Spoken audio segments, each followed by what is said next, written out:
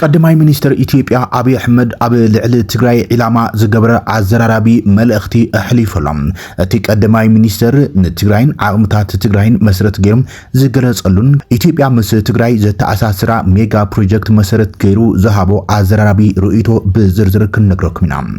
ደማዊ ኩናት ሕድሕድ ሱዳን ካብ ዝጅምር 3 ዓመታት ተቆፂሮም ኣሎም። ሓይልታት ሰራዊት ሱዳን ከምኡን RSFን እናካየድዎ ዘሎም ደማዊ ኩናት ነቲ ሃገር ዘኽፍላ ዘሎ ኩሉ ዓይነት ኪሳራታትን መሰረት ብምግባር ብዝርዝር ክነዘኻኽረኩም ኢና።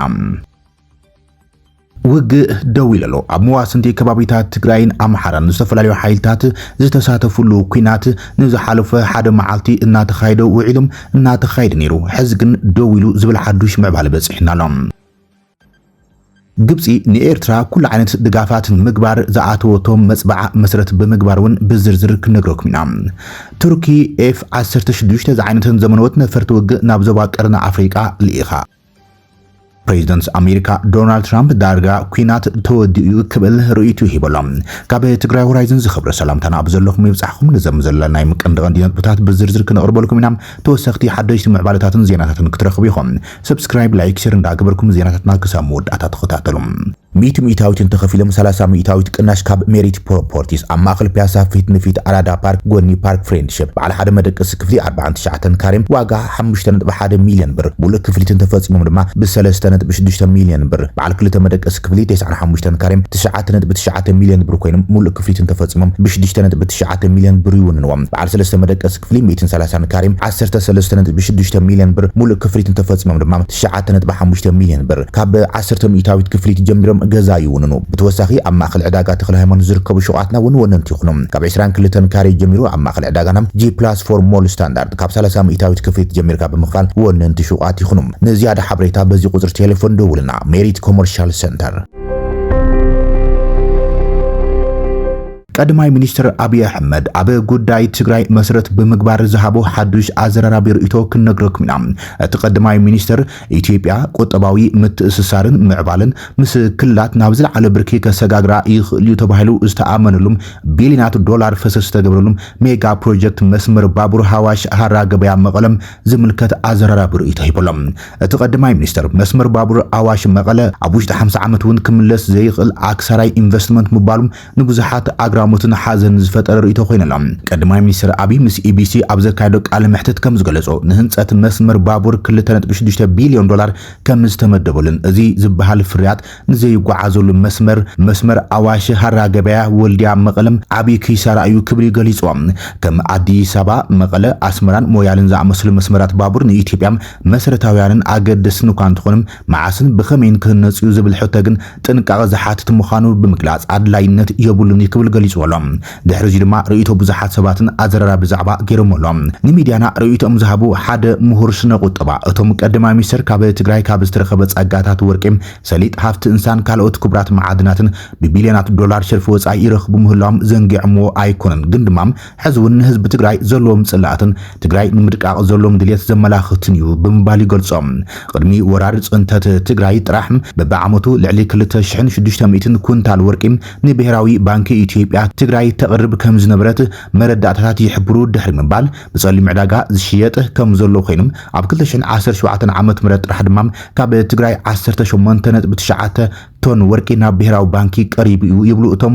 ምሁር ስነ ቁጠባ ንትግራይ ሆራይዘን ርእይቶም እንተቦም። ካብ ምዕራብን ሰሜን ምዕራብን ትግራይ ዝርከብ ጻዕዳ ወርቂ ትግራይ እውን ኢትዮጵያ ሸርፊ ወጻኢ ክትረክብ ዝለዓለ ኣበርክቶ ከም ዘሎም እናተፈለጠም ከምዚ ዓይነት ርእይቶም ሃብ ንህዝቢ ትግራይ ዘሎም ጽላኣት ዘርኢ ኢሎም። እቶም ቀዳማይ ሚኒስትር ናብ መዝነት ድሕሪ ምምጾም ትግራይ ካብ ፕሮጀክታት ልምዓት ተጓንያን ዝነበሩ ትካላት እውን ኮኔልካ ክዘርፉን ከዓኑን ተገይሩ እንዳሃሎም ኣብ ክንዲ ንዳግመ ህንጸትን ሕውየትን ትግራይ ምድጋፍ ተጀሚሩ ዝነበረውን ኣየድልየኩምን ኢልካ ምድፋም ካብ ሓደ መራሒ ሃገር ዘይትጽበዮም ዝወረደ ኣዘራርባ ክብል እዮም ገሊጾሞ እቶም ምሁር ስነ ቁጠባ።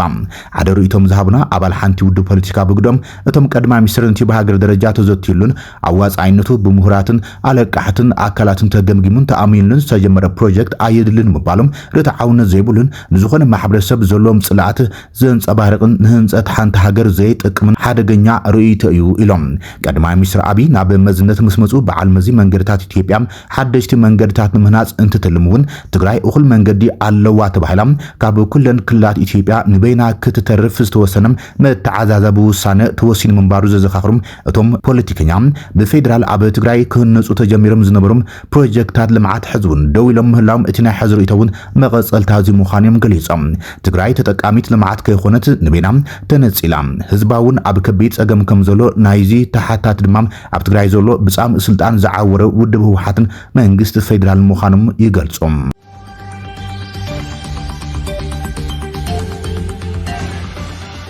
ደማው ኩናት ሕድሕድ ሱዳን ካብ ዝጅምር 3 ዓመታት ተቆፂረሎ ኣብ መንጎ ሓላፊ ሰራዊት ሱዳን ጀነራል ዓብድልፈታሕ አልቡርሃን መሐመድ ሐምዳን ደጋሉ ዝምራሕ ሓይሊ ቁልጡፍ ወሃብ ደገፍ ሱዳን ዝጀመረ ኩናት ሕድሕድ ልዕሊ 14 ሚልዮን ሰባት ካብ መረበቶም ከም ዝተመዛበሉን ልዕሊ 50,000 ሰባት ግዳይ ሞት ከም ዝገበረን ማእከል ምክትታል ዕጥቃዊ ግጭት ኣክለት ዝገለጸ ኮይኑ እዚ ኣሃዚ ብስንኪ ተላባዕ ሕማማት ሕፅረት መግብን ሕፅረት ክንክን ጥዕናን ዝሞቱ ከም ዘየጠቃልልን እዚኦም ተተሓዊሱ ድማ ቁፅሪ ሞት ኣዝዩ ዝለዓለ ክኸውን ከም ዝኽእል ይገልጽ ኣብ መንጎ ሱዳናውያን ዝኸድ ዘሎ ደማዊ ኩናት ብቐጥታ ይኹን ብተዘዋዋሪ ኢዳ ኣታውነት ጎረባብቲ ሃገራት ንዝተፈላለዩ ረብሓ ዘለዎን ጎብለል ሃገራት ዝረኣየሉ ዘሎ ብምዃኖም ቀሊሉ ንምፍታሕ ኣጸጋሚ ኮይኖሎም አልቡርሃን ሕመትን ተቐዳዲሞም ኣብ ወርሒ ጥቅምቲ 2021 ወተሃደራዊ ዕልዋ መንግስቲ ምምራሕ ተሓባቢሮም ነይሮም ድሕሪትም ኣብ 2019 ነዊሕ ዋን ገዛእ ዝነበረም መሐመድ ዑመር አልበሽር ድሕሪ ምልኣዩ ህዝባዊ ናዕቢ ናብ ስልጣን ዝመፀ መሰጋገር መንግስቲ ተውዲቖም ነይሮም እዮም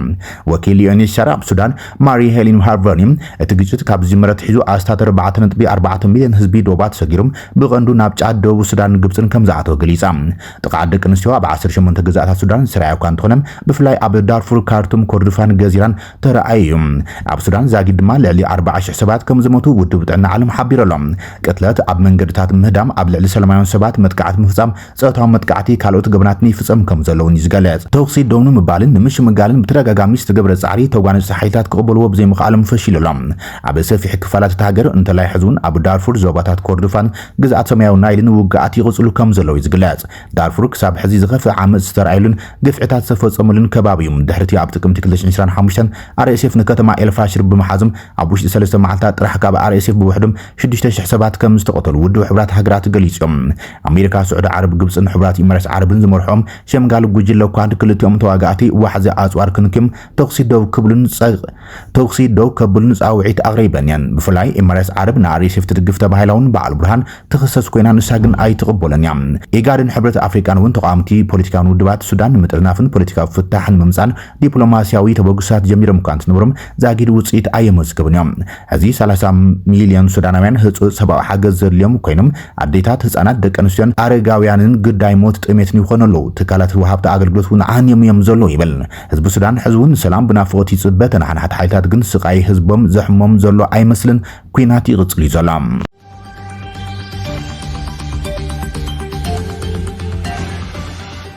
ውግ ደው ኢሎም ኣብ መዋስንቲ ከባቢታት ትግራይን ኣምሓራን ዝሓለፈ ሓደ መዓልቲ እናተኻየደ ዝነበረ ከቢድ ኩናት ደው ከም ዝበለ ተሓቢሮሎም እቲ ኣብ መንጎ ሓይልታት ምክልኻልን መሻርክትን ምስ ጉጅለ ዕጡቕ ፋኖን መላፍንትን ናብ ዞባ ደቡብ ትግራይ ዘእቱ ደቡብ ከባቢታት ዝካየድ ዝነበረ ሓያለ ኩናት ሎሚ ሃዲኡ ውዒሉ ተባሂሉ ናብ ዝሓለፈ ሰሉስ ዘውግሕ ንግሆ ሰዓት 11 ከም ዝተጀመረ ዝሓበረ ኩናት ጥምረት ተዋጋእቲ ሓይልታት ዝተሳተፉሉን ነፈርቲ ውግእ ኢትዮጵያ እውን ዝተሳተፋሉ ምዃኖም ፍልፍላት ዜና ጸብጺበን ዘሎም ብቐንዱ ኣብ ዙርያ ከተማ ቆቦ ዝተኻየደ ኩናት ምርር ዝበለ ነይሩ ተባሂሎም ኣብቲ ውግእ ብኩሎም ተጻባዕቲ ሓይልታት ዝተሳተፉ ሓይልታት እናገለጹም ዝርከቡ ኣብቲ ዝነበረ ኩናት ሰራዊት ምክልኻል ናይ መንግስቲ ክልል ኣምሓራ ዕጡቃት ሓይልታት ከምኡን ኣብ ሓራ መሬት ዝንቀሳቐሱ ሓይልታት ቲፒኤፍ ብወገን ጉጅለ ዕጡቕ ፋኖ ድማ ዕጡቃት ህወሓት እውን ክልተ ኣርምታት ኣሳቲፎም ብምባል ፍልፍላት ዜና ማሕበራዊ መራኸቢታት እናጸብጸቡ እየን ዝርከባ ከንቲባ ከተማ አላማጣ ኣቶ ሞገስ ሽፈራው ትማሊ ኣብቲ ኣብ ውሽጢ ደቡብ ትግራይ ውግእ ውዒሉ ቲዲኤፍ እውን ተሳቲፉ ዝብሉ ሓበሬታት ጌጋ እዮም ብምባል ዝነፀጉ ኮይኖም ካብ ናይ ትግራይ ዶባት 20 ኪሎ ሜትር ርሒቑ እቲ ውግእ ዝካየድ ዝነበረ ብምባል ይመልስ ሂቦም ኣብቲ ዝተኻየደ ኩናት መስረት ብምግባር ካብ ብወገን መንግስቲ ፌደራል ዛጊድ ዝተዋሃበ መብርሂ የለን ብስንክት ኩናት ዝወረደ ማህሰይቲ ዝምልከት እውን ዝተጸብጸበ የለን እዮም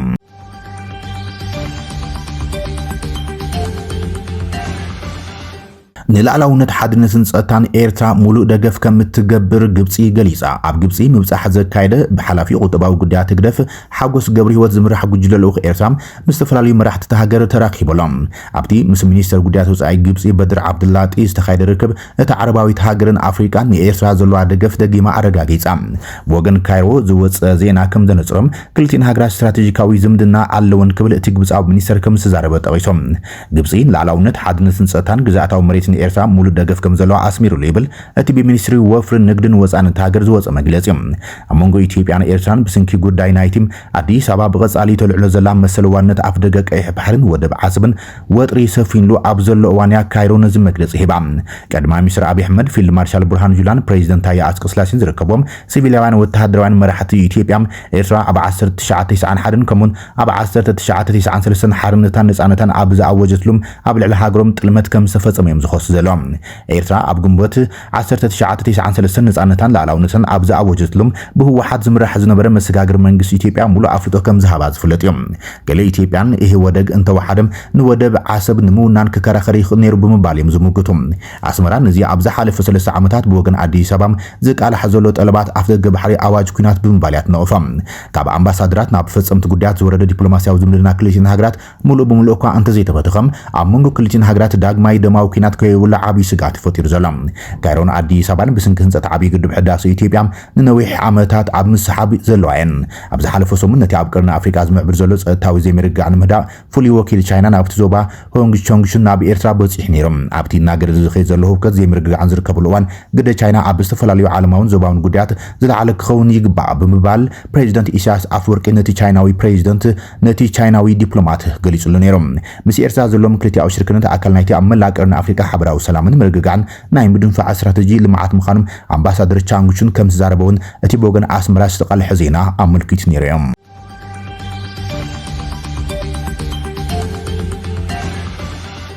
ቱርኪ F-16 ዝዓይነት ነፈርቲ ውግን ናብ ሞቃዲሾ ሶማልያ ዋፊራላ ፌደራላዊ መንግስቲ ሶማልያ ግዛኣታዊ ቁጽሩን ምድላል ንዓበይ ዝኸይ ዘሎ ዞባዊ ተቃውሞን ምምካትን ኣብ ዘሰጉመሉ ዘለዋን ቱርኪ F-16 ዘመነወት ነፈርቲ ውግም ናብ ሞቃዲሾ ብምውፋር ነቲ ሃገር እትገብሮ ወተሃደራዊ ደገፍ ብዓብዩ ኣዕብያተላ እዚ ንመጀመርታ ግዜ ብወተሃደራዊ ስልያ ትካል ጂነስ ተጸብጸበ ምውፋር ኣብ ህግራዊ መዕርፎ ነፈርቲ ዓደ ንኣዋርሕ ዝወሰደ ምምሓሽ ትሕተ ቅርጺ ድሕሪ ምክያድም ንህንጸት ፍሉይ መዕቆብን ጽገናን ነፈርቲ ውግእ ሓዊሱ ምዃኑ ኣገልግሎት ዜና ጋርዌም ብ6 ማይዛ 2018 ጸብጺቦም በመሰረት ሰበስልጣን ቱርኪ ተነፈርቲም አንጻር አልሸባብ ዝካይ ዘሎ ወፍሪ ጸረ ሽበራን ንምሕያል ጸጥታ ባሕርን ምሕላውን ዝዓለማየን ብፍላይ ኣብ ግማግም ባሕሪ ሶማልያ ዝካየድ ዘሎ ዳሃሳስ ናድውን ንምውሓዝ ዝዓለመ ተባሂሎም እተን ዘመናውያን ነፈርቲ ውግእ ቱርኪ ናብ ሞቃዲሾ ዝኣተዋም ኣብቲ ሃገር ዝለዓለ ውሽጣዊ ፖለቲካዊ ውጥሪ ኣብ ዝረኣይሉ ዘሎ እዋን እዮም ኣብ ዝሓለፉ ሰሙናት ሓይልታት ፌደራል ኣብ ልዕሊ ምምሕዳር ዞባ ደቡብ ምዕራብ ወተሃደራዊ መጥቃዕቲ ብምክያድ ነቲ ፕሬዚደንት ሓሰን ሼክ መሐመድ ነቲ ሓደ ሰብ ሓደ ድምጺ ዝብል ሞዴል ምርጫን ቀንዲ ነቃፊ ዝነበረ መራሒት ዞባ ዓብዲ ዓዚዝ ላፍታ ጋሪን ካብ ስልጣን ወሪዶም እዮም ሚኒስትር ምክልኻል ሶማል ኣሕመድ መዓለም ፌኪ ኣብ ቀረባ እዋን ሃገራዊ ሰራዊት ድሕሪ ደጊም ንመምርሒታት ፌደራል ዝጥሕሱ ዞባውያን መምሕዳራት ከም ዘይጻወሩ ገሊጾም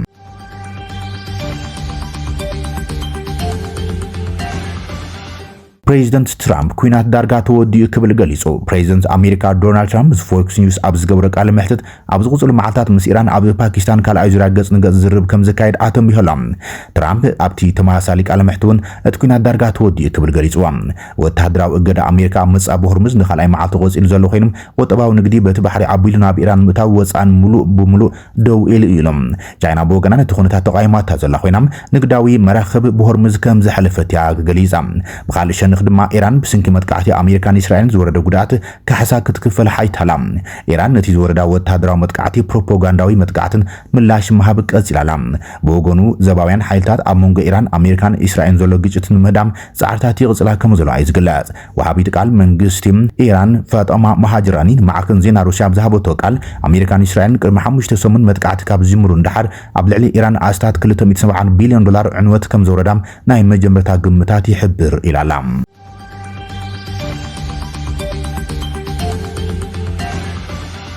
ክብራትን ፎቶዋትን ተኸታተልቲ ዜናታትና ለይሰዓ ዝበልናይ መሓደሽቲ ምዕባለታትን እዋናዊ ዜናታትን ኣብዛዚምና ኣለና ንሰናይ ምክትታልኩም ነመስግን ሰላም